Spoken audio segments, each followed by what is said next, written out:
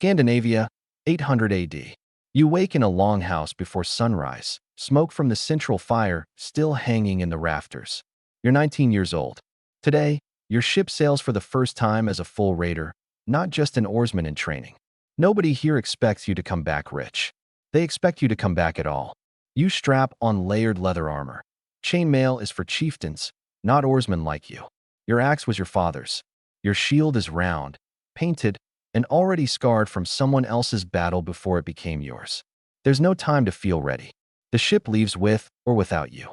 Your mother holds you at the doorway a moment longer than usual. She doesn't say it, but you both know the numbers. Raiding parties this size lose men on almost every voyage, to storms, to shield walls, to wounds that fester weeks after the fighting ends. She lets go first.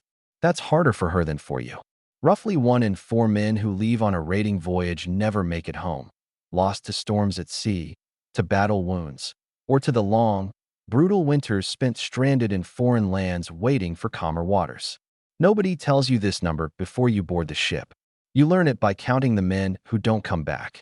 The Jarl who leads this raid wears full chainmail and carries a sword forged by a named smith. You carry an axe and a shield made from whatever wood was on hand.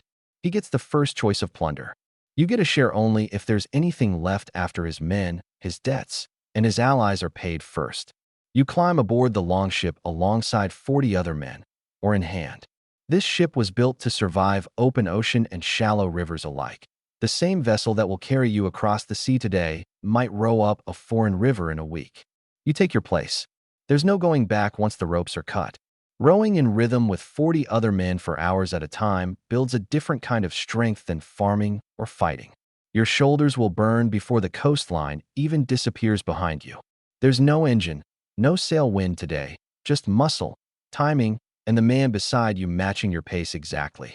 2 hours out, the sky turns black, and the sea rises into walls of water taller than the ship itself. Storms like this kill more raiders than any battle ever will. There's no navigation equipment beyond the sun, the stars, and a man's memory of the coastline. Right now, none of that is visible at all. More raiders die at sea than in any shield wall. No armor protects you from drowning, and no sword skill matters when a wave capsizes the ship beneath you. The ocean doesn't care how brave you are. It only cares whether the hull holds. The storm passes as suddenly as it arrived. You're soaked, exhausted, and down 2 oars that snapped in the chaos. But the ship held. Half the crew is bailing water out with wooden buckets. The other half is just sitting in silence, grateful to still be breathing. Land appears near midday, a coastline with a monastery visible from the water. Monasteries are common targets, isolated, poorly defended, and full of silver, gold, and grain stores the monks never expect anyone to touch. The crew goes quiet. Everyone starts checking their weapons one more time. You row the last stretch in near silence, oars lifted carefully to avoid splashing. Surprise is the entire strategy. A raid succeeds or fails in the first 30 seconds, before any real defense can be organized. Your heart is pounding louder than you'd like it to be. Most raids like this last less than an hour from landing to retreat. It's not the prolonged siege warfare people imagine. It's fast, brutal, and over before any organized response can arrive. Speed keeps you alive. Greed and hesitation are what get raiders killed or captured. The monks inside have no weapons, no soldiers, and no warning beyond whatever screaming reaches them first. They've spent their lives copying manuscripts and praying in isolation, believing the sea itself was protection enough. Today, they learn that isn't true anymore. You grab a silver chalice and a bag of coins from the monastery's storeroom. More wealth than you'd see farming for an entire year back home. There's no time to admire it. The retreat horn sounds within minutes of the first warriors stepping through the door. Not every target is defenseless. A local guard, alerted by the bell, comes charging with a drawn sword. This is the moment training either saves you or fails you completely. You raise your shield on instinct, before your mind even catches up to what's happening. It's over in seconds. Your shield absorbs the first strike, and your axe finishes it before he can recover his balance. This is the first man you've ever fought for real. There's no time to process what just happened. The retreat horn is still sounding. The average raiding warrior in this era doesn't survive past 30. Between combat wounds, infection, and the sheer physical toll of this life. Few men grow old doing this. You just killed your first man at 19. Statistically, you have maybe a decade left of raids like this one. You run back toward the ship with the others, arms full of silver, grain sacks, and whatever else could be carried in the time available. Behind you, smoke begins rising from the monastery. Nobody looks back for long. The tide waits for no one, and neither does an angry local militia. You row hard until the coastline shrinks behind you completely. Nobody speaks for the first few minutes. Everyone's still catching their breath, still processing what just happened. The ship carries more silver now than it did this morning, and one less man's shield than it left with. One of your crew took a blade wound to the arm during the retreat. There's no physician aboard, just cloth, whatever herbs someone packed, and the hope that infection doesn't set in before you reach land again. Wounds like this kill raiders just as often as the fighting itself does.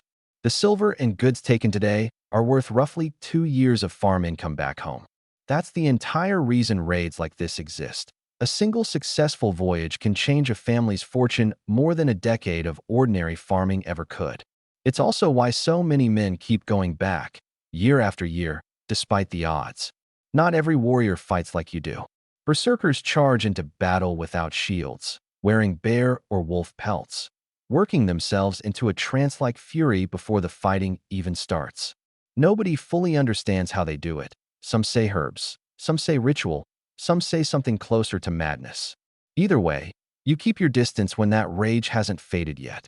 An older warrior claps you on the shoulder, the closest thing to formal recognition you'll get out here. You survived your first raid, took your first kill, and helped bring back real wealth for your family.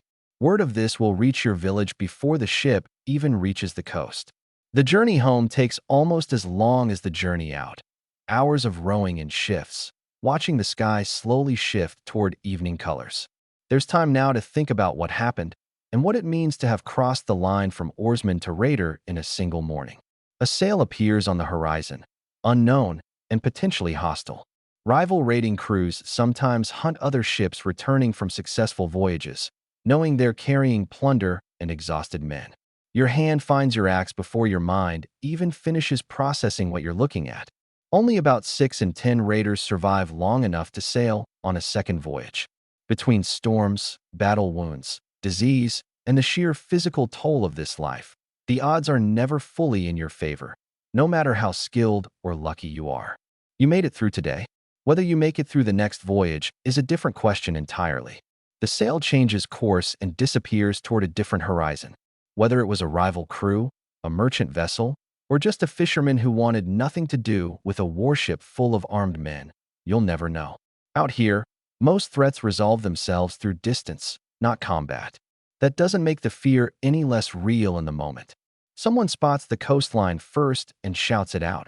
Home, finally visible after a full day at sea. The relief on the ship is immediate and physical. Shoulders drop. Voices get louder. For the first time since this morning, nobody's hand is resting near a weapon. You jump into shallow water and drag the ship the last few feet onto the familiar beach. This exact stretch of sand is where you learned to swim as a child. Today, you're returning to it, as someone who's killed a man and helped bring home real wealth. Nothing about this beach has changed. Everything about you has. Not everyone made it back. One family on the beach receives the news that their son died somewhere between the monastery and the storm.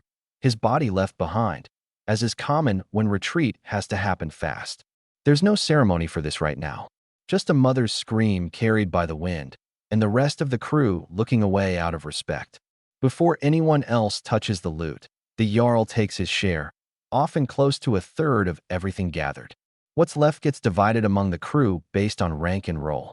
As a first-time raider, your cut is smaller than the veterans beside you. That's simply how it works here. Loyalty is built over years, not a single voyage.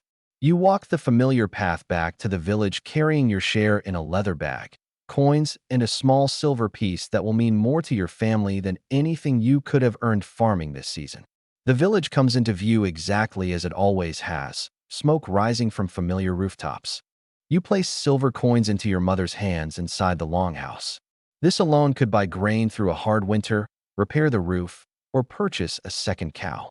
For a farming family living on thin margins, A single successful raid can matter more than several years of ordinary harvests combined. You notice a small cut on your forearm you don't remember getting, probably from the guard's blade grazing you during the fight. It's already turning red and swollen. Infection is the quiet killer of this profession. More raiders die weeks after a battle than during it, from wounds nobody thought were serious at the time. Most combat-related deaths in this era don't happen on the battlefield. They happen weeks later, from wounds that turn septic with no understanding of germs or antibiotics to stop it. You clean the cut with whatever herbs your family keeps on hand and hope your body does the rest. There's genuinely nothing else you can do. Across the fire sits one of the village elders, a former raider who lost an arm decades ago, but lived to grow old anyway, something most of his generation never managed.